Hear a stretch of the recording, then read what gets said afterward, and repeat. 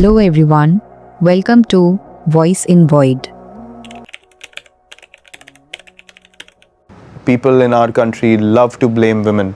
And we can all agree to what he said. A woman can either be too loud or too quiet, too bold or too submissive, never just enough. Whether it's their looks, opinions, or personal choices, women online constantly walk a tightrope where any step can turn into a headline, a hate comment, or a viral roast. The internet has a habit of tearing women down no matter what they do. Why do women always become the punching bag while men walk away with applause? Take Ruchika for example. She was flooded with hate comments just because, according to some people, she didn't fit into the society's beauty standards. When her relationship with Nischay became public, people didn't celebrate it. Instead, they trolled her for her appearance, saying things like, he deserves someone better, ignoring the fact that they had been together for 7 years. She was with him long before the fame, the money, or the followers. Instead of support, she was mocked for being herself. People love to say it's the personality that matters, but the moment someone doesn't match their beauty idols, personality is forgotten. Authenticity is rejected if it doesn't come with filters. Confidence is mocked if it doesn't come with conventional beauty. Inner beauty is praised, but only when it comes with outer perfection. But it's not always about looks. Sometimes just having an opinion or being outspoken is enough to spark outrage. That's exactly what happened to Apurva. The way the internet harassed her was completely uncalled for and downright cruel. Yes, there were moments when her words could have been more thoughtful, but does that justify the brutal trolling and threats she received? क्यों vagina में sensation खत्म हो गई है क्या?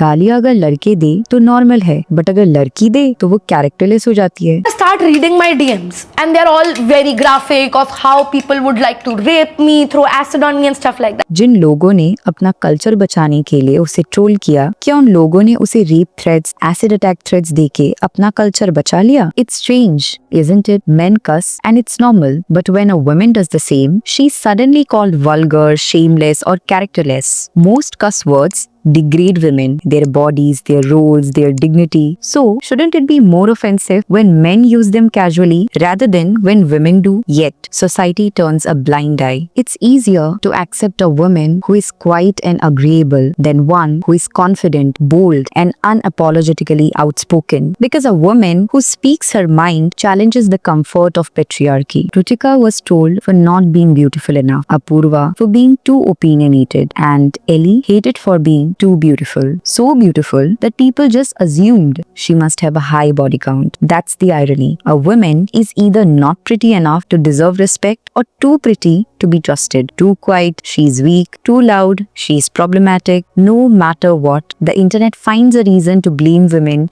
because when it comes to women, there is no right way to exist. After Ashish Chantalani's post, Ellie was trolled mercilessly for her so-called body count, something no one even knew. But that didn't stop the people from passing judgments. It became a trend. One person told her, the rest followed blindly. Because on the internet, a woman's dignity is just one comment away from being destroyed, whether people know the truth or not. But in the end, it didn't matter that it was just a promotional stunt. The damage was already done. She was mocked, shamed, and labeled, all based on assumptions, not facts. But sometimes, online hate goes beyond trolling. It starts justifying actual crimes. Radhika Yadav was a young, self-made woman. She ran her own tennis academy, earned her own living, and lived life on her terms. She was murdered by her own father. And even then, people didn't hold the killer accountable. They blamed her. They called her too modern, too independent, as if her freedom justified the crime. It wasn't her choices that caused her death. It was her father's fragile ego, provoked by a society that couldn't handle a woman doing better than a man. In a country where a father can murder his daughter and still find support online just because she was independent, we must face a harsh truth that this may not be the last time. And when it happens again, the society will likely respond the same way by blaming the victim instead of the perpetrator. Women's appearance, opinions, choices, even their very existence are constantly judged. Society as a whole, women and men both included,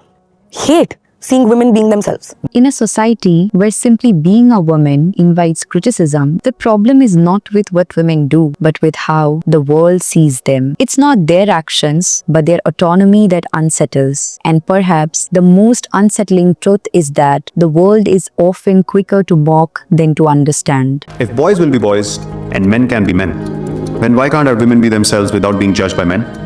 For the same steps she takes, he is crowned, she is questioned. What brings him applause brings her shame. 2 stories, 1 act, but only one walks free. Thank you for watching. If the video made you think, reflect, and feel, consider subscribing.